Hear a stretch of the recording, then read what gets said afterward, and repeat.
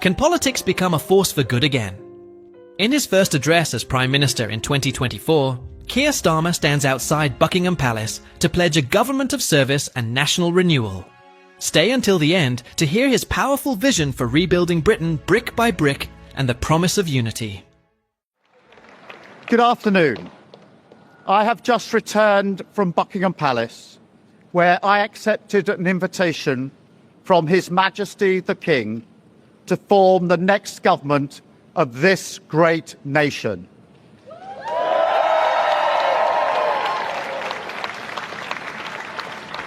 I want to thank the outgoing Prime Minister, Rishi Sunak. His achievement as the first British Asian Prime Minister of our country, the extra effort that will have required, should not be underestimated by anyone. And we pay tribute to that today. And we also recognise the dedication and hard work he brought to his leadership. But now our country has voted decisively for change, for national renewal, and a return of politics to public service. When the gap between the sacrifices made by people and the service they receive from politicians grows this big, it leads to a weariness in the heart of a nation, a draining away of the hope, the spirit, the belief in a better future, that we need to move forward together. Now, this wound, this lack of trust, can only be healed by actions, not words. I know that.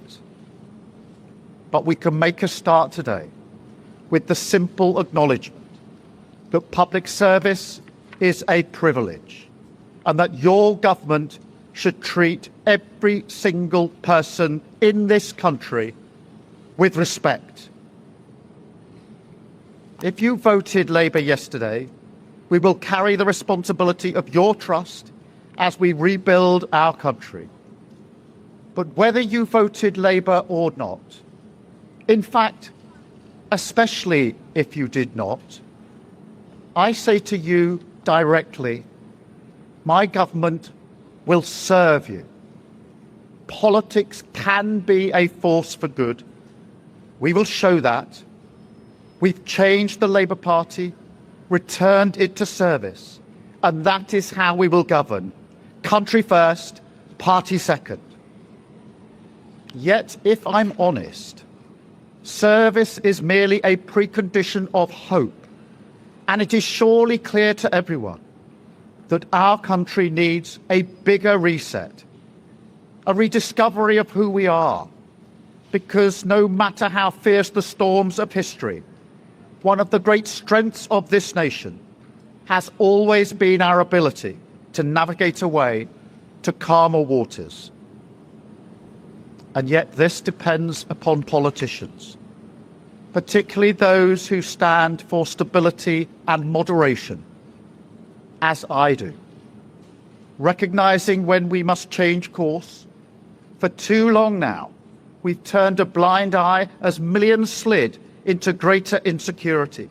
Nurses, builders, drivers, carers, people doing the right thing, working harder every day, recognised at moments like this before, yet as soon as the cameras stop rolling, their lives are ignored.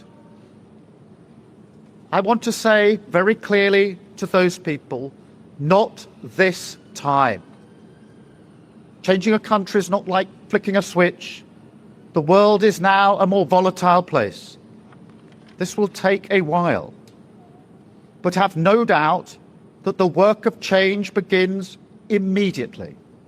Have no doubt that we will rebuild Britain with wealth created in every community, our NHS back on its feet facing the future, secure borders, safer streets, everyone treated with dignity and respect at work, the opportunity of clean British power cutting your energy bills for good.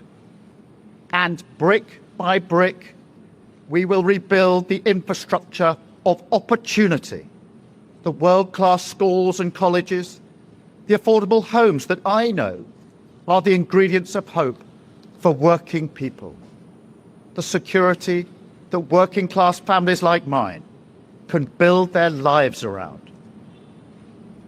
Because if I asked you now whether you believe that Britain will be better for your children, I know too many of you would say no. And so my government will fight every day until you believe again. From now on, you have a government unburdened by doctrine, guided only by the determination to serve your interest, to defy, quietly, those who have written our country off.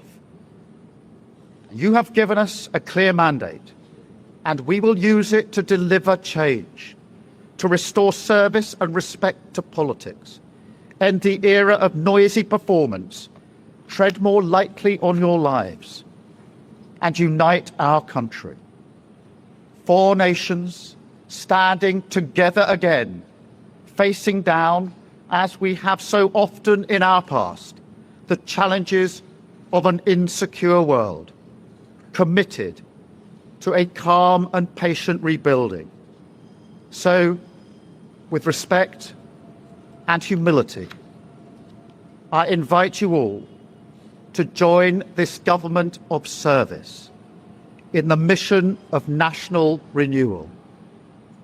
Our work is urgent, and we begin it today. Thank you very much. Join our global community of English learners, absolutely free. Download video transcripts, listen offline, start our beginner course, and join live classes with certified teachers. Access over 1,000 resources to improve your English faster. Everything's in one place. community.englishspeeches.ca. Let's speak English together.